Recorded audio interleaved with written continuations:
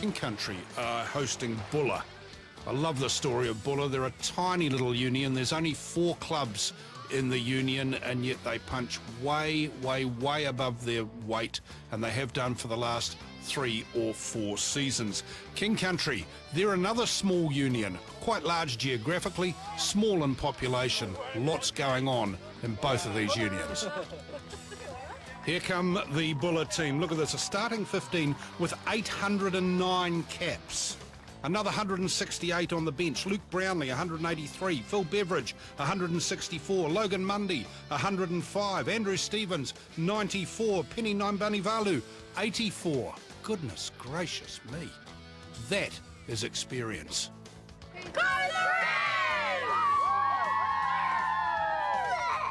And the Rams of King Country, well, I'll tell you what, they're not inexperienced themselves. James Hemmer is playing his 50th game today, and Captain Aaron Dunster, he played 100 just a week or 2 ago. Also, we have guys like Sam Mason, John Coco, Dean Church. These are all very, very experienced players in a union with a proud record, and they're sitting in 6th place, aiming to get up for a playoff spot. Union with a proud record, using 2 fields. This one, Delaney, magical venue. Taupo and the Rams first on the score sheet. What a run. John Coco, he's had a heck of a season, John Coco. He's provided some real steel in midfield today. He's providing some running skills. Look at this, just handoff and stepping and running and running and running. Yes, good view on the wet and forget replay of that shimmy, wasn't it? The agility to break the tackle. Very strong around the hips and thighs, and John Coco, when he had the opportunity and needed the speed, he had it in the tank as well. Back to this venue, it really is a magical place to play rugby and cricket, if you're that way inclined, not too far away. Delaney Park.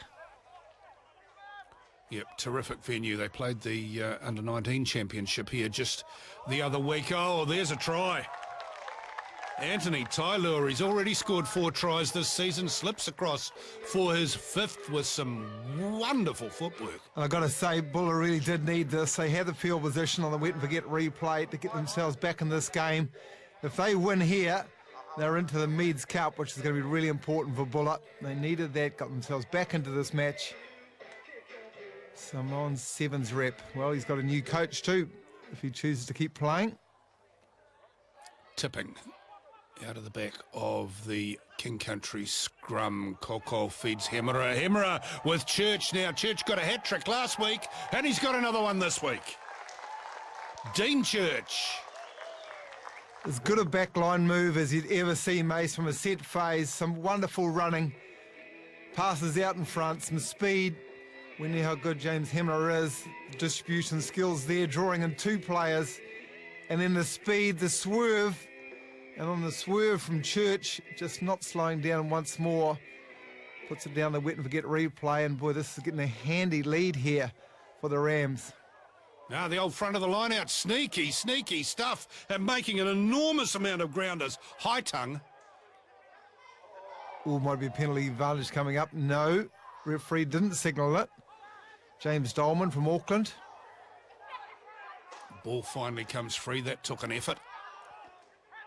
And Buller towards and over the line. And I think it's the man who started all of that off. Hightongue goes across for the try. Yep, Dan Hightongue, the big number 8. Yeah, it was a tricky move at the front, wasn't it? Clearly they'd seen something in their scouting and their research of King Country, wanted to defend towards the back of the line out. Big gaps through the front. Hightongue getting up off the feet when he was tackled on that 22, get himself back involved in play. Good position. They're just not letting go, are they? They know how desperate a win would be. They really need it on the road, Buller. Always staying in touch. Carmichael. Hammers towards, picked up by Dunster. Yeah, one more try here for half-time. They'll have a handy lead, will the King Country Rams. Tipping wants to play with this ball. He can't get it out from the feet. There it goes now. Hemera reaches. Gee, he did well there, Hemera, because that ball that was popped up for him to run onto by Cunningham came at sort of shoulder level. Look at the really good hands here. And look at all the traffic, you know, so the players in his eye line, he had to catch it high above him, then he had to control it, then reach out, slam it down right by the stick, so the conversion will be successful. We'll push them out to 32 if they get this. And he does. Tipping's a very reliable goal kicker this season. 32-22. Gee, it's been an all-action first half. 54 points in the first half. That's going. That is good footy. Well, you think from times of it that King Country actually dominated, but every time Buller had the opportunity down in that attacking red zone, they'll score points. They came away with 22 of their own, only 10 points behind. Might be a grandstand next 40 minutes, mate, for a spot in the Meads Cup.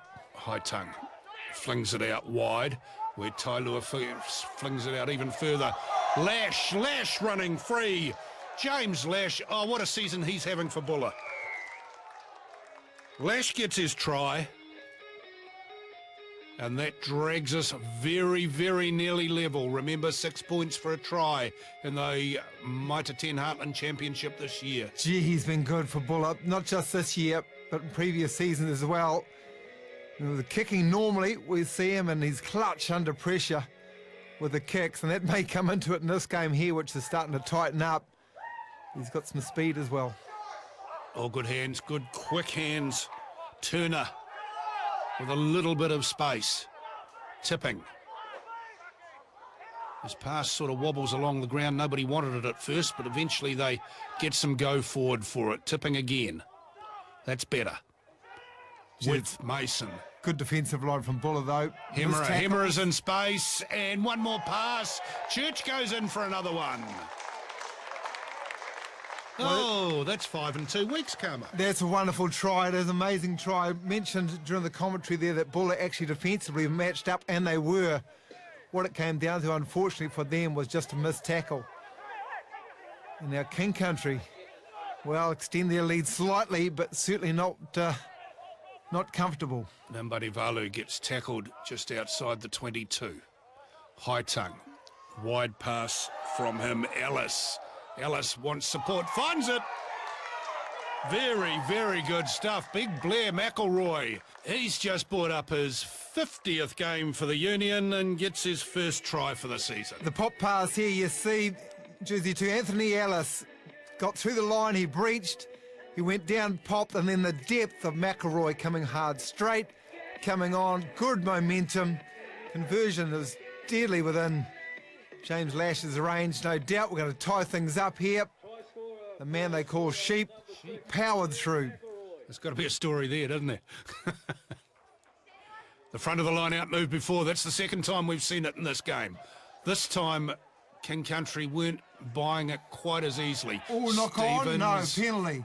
Stevens has the ball slapped out of his hand. That was what the penalty was for. Man playing it on the ground. Well, I tell you what, they're looked after. A protected species, halfbacks in New Zealand rugby.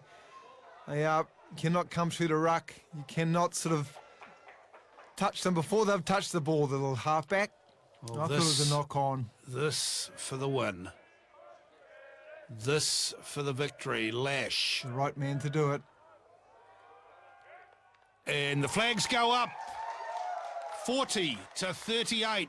Both of the fans of Buller that are in the ground are on their feet. 40-38. Buller, they have secured a place in the Meads Cup. Well, I think it's good improvement from the whole team. Pack put in good effort. At times we were under the pump, but you know, one or two members just lifted the Wairua, and I think that lifted the boys really well and took us through it and got us the win. Sweet, so be in for a few cold ones now and bus trip back to Rotorua. I'd say there'd be a couple of quiets, go over a hot pool and a bit of a swim in the spa and relax. Bloody good.